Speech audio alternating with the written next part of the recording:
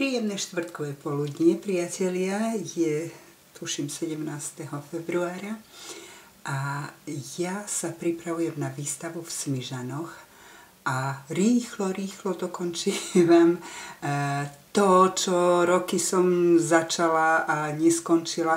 A tak je tu jeden svadobný album, ktorý sa mi podarilo práve teraz dokončiť a nech sa páči, pozrite sa, ako som ho urobila. Album sa volá Ty a ja. Na vrchu som prilepila ružičky, lístky, nejakú čipôčku. Tu som vyrezala z papiera kvietky, nejaké ornamentíky s kamienkou a písmenka sú nálepky. Poďme sa pozrieť, ako to vyzerá vo vnútri. Hej, tu mám napísané, že do albumu sa vojde cez 80 fotografií. Toto je opačná strana vrchnej strany. Sama som sa čudovala, ako som to celkom zaujímavo urobila. Sama som si nakreslila lístky a áno, aj podklad na fotografiu ja mám síce Sizzix Big Shot, ale nemám všetky vzory, takže ja si tieto veci robím sama. Tu som čosi dokreslila, perom polepila kvietočky, motylíky som vystrihla a tieto holubičky sú nálepky. Ďalšia strana je taká kvázi obáločka, nie je to obáločka, má to len takúto stránku na magnet. Je tam napísané, ak máš lásku, máš všetko. Podarilo sa mi v slovenčine napísať. Ja som úplne negramotná, čo sa týka počítača. Viem urobiť video, viem ho dať na YouTube a to je tak asi všetko. Sama som si nakreslila tieto presypacie hodiny a vyzdobila som ich. A tak to vyzerá. Papier je nádherný. Je to z kolekcie Recollection a nechala som si ho poslať z Ameriky od mojej priateľky.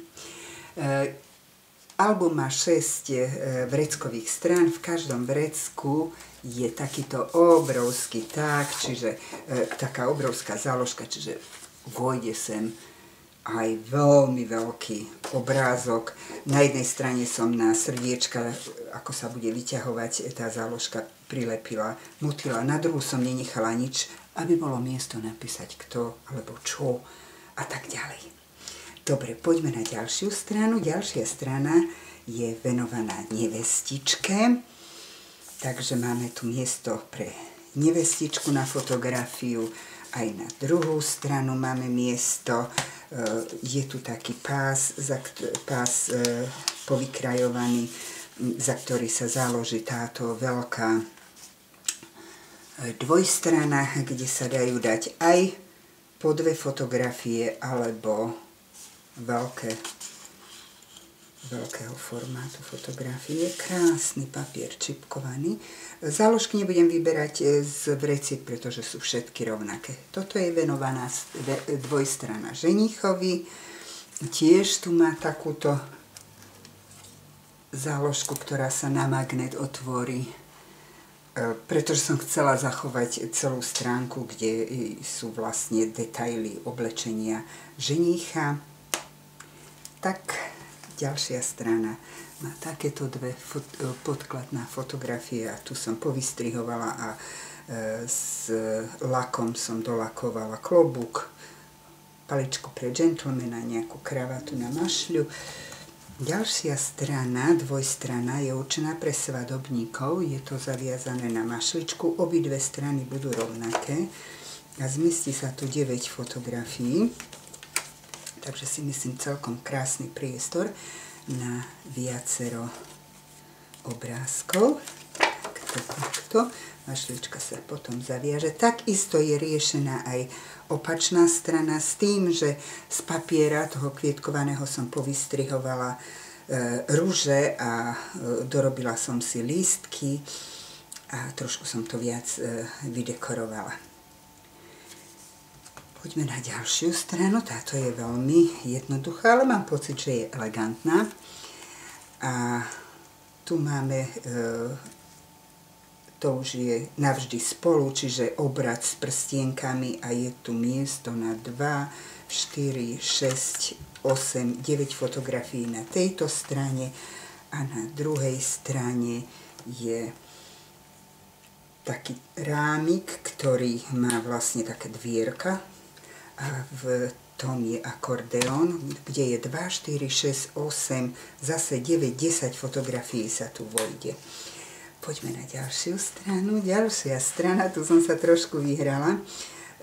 Tu som dala len obyčajný pás papiera, s vykrajovačkou som vykrojila okraj a zmestí sa tu do toho vrecka 2, 4, 6, 8, 10, 12 fotografií a samozrejme ešte tu môžu byť jedna alebo dve.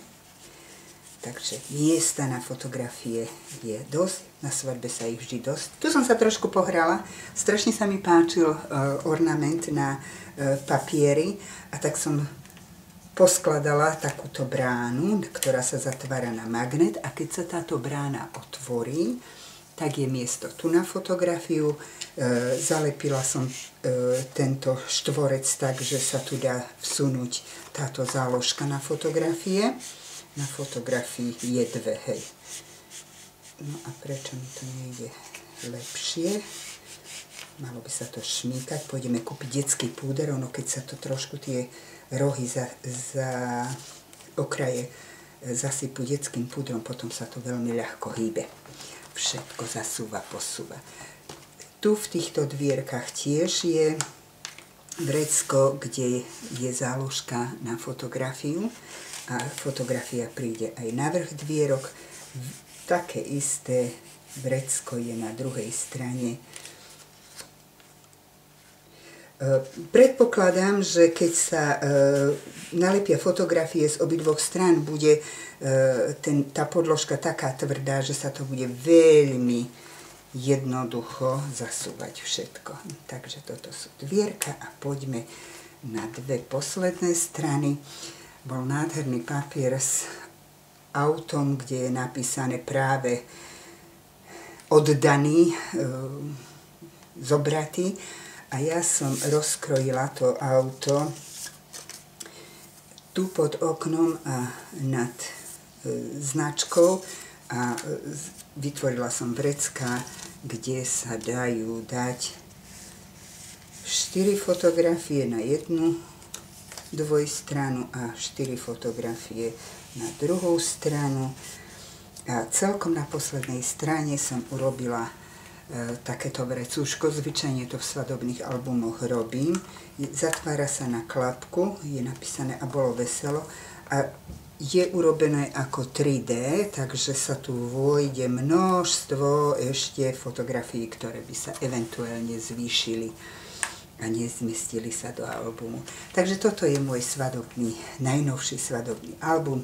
Verím, že sa vám album páči a uvidíme sa pri ďalšom videu. Váš like a zdieľanie mi veľmi, veľmi pomôže pri mojej tvorbe. Prosím vás o to, aby ste urobili like a prípadne zdieľali, ak sa vám album samozrejme páčil. Dovidenia, priatelia, pri nasledujúcom videu. Teraz asi budem dávať až do výstavy každý deň niečo nové, lebo sa veľmi snažím mať v každej skrinke aspoň 5 exponátov a skriniek je 10. Takže krásny deň vám želám.